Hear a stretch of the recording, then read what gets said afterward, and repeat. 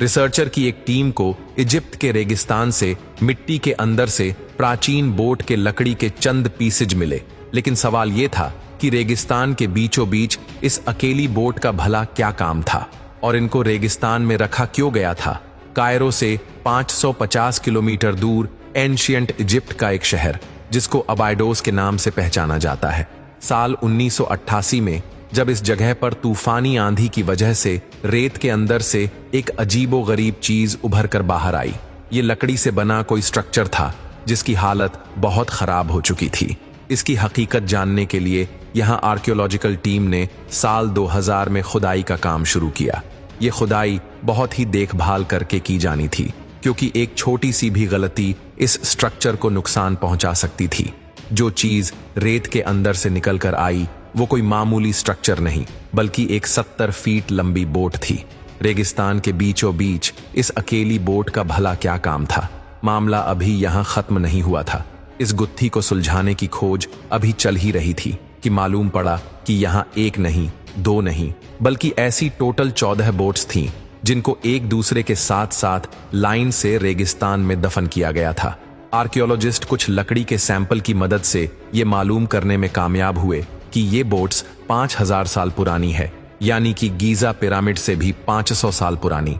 पर यह अकेला जवाब इस मिस्ट्री को सुलझाने के लिए काफी नहीं था।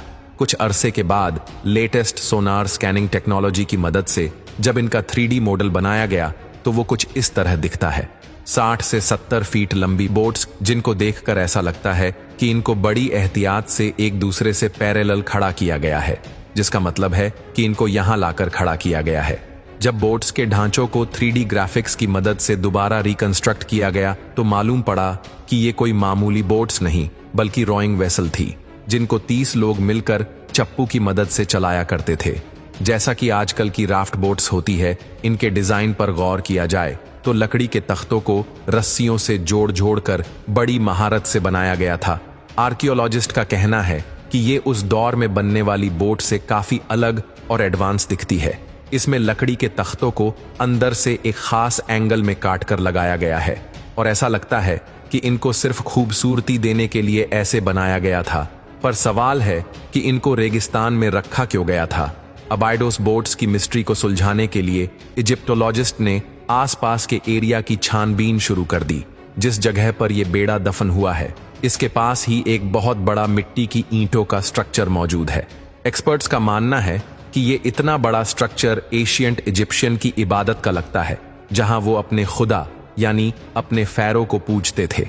यहाँ अक्सर इवेंट्स भी हुआ करते थे क्योंकि यहाँ से ऐसे मिट्टी के बर्तन भी मिले हैं जिसमें कभी खाना और शराब डाली जाती थी। इन बर्तनों की कार्बन डेटिंग भी यही इशारा दे रही थी कि इनको उसी दौर में बनाया गया था जिस दौर में इन 14 बोट्स को बनाया गया था। अब इजिप्टोलॉजिस्ट को पक्का यकीन हो गया कि 14 बोट्स का इस स्ट्रक्चर के साथ जरूर कोई कनेक्शन है। करीब से जब इन बोट्स की दोबारा जांच की गई तो पता चला कि इस बोट्स के आसपास भी मिट्टी से बनी ईंटें लगी हुई है कि जैसे इनको खास बोट्स के लिए बनाया गया हो। ये दीवार सिर्फ बोट्स की साइडों पर ही नहीं बल्कि उनके नीचे भी ऐसे ही ईंटें लगी हुई थीं। अब जब 3 साइडों पर ईंटें लगी है तो जरूर बोट्स के ऊपर भी ईंटें लगाई गई होगी जो अब वक्त के साथ गिरकर खंडर हो चुकी है। 3D ग्राफिक्स की मदद से जब बोट्स के ऊपर वाले हिस्से पर भी ईंटें लगाई गई तो वो कुछ इस तरह का मंजर पेश करने लगी। ये कुछ और नहीं बल्कि बोट्स के यानी कश्तियों के ताबूत थे। जी हाँ, ममीज की तरह इन बोट्स को भी 5000 साल पहले बड़ी शानो शौकत के साथ इन ताबूतों में डाला गया था। इनके ऊपर खूबसूरती के लिए व्हाइट लाइमस्टोन का प्लास्टर किया गया था।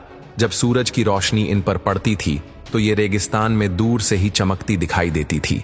आर्कियोलॉजिस्ट कई सालों के बाद अबाइडोस बोट्स की मिस्ट्री को काफी हद तक सुलझा चुके थे। अब सिर्फ आखिरी सवाल के जवाब की तलाश थी कि बोट्स को ताबूत में डाला ही क्यों गया था। यहाँ से सिर्फ 1.5 किलोमीटर दूर रेगिस्तान में एक इजिप्शियन किंग की टूम्ब मौजूद है, यानी जहां उनको मरने के बाद रखा जाता है।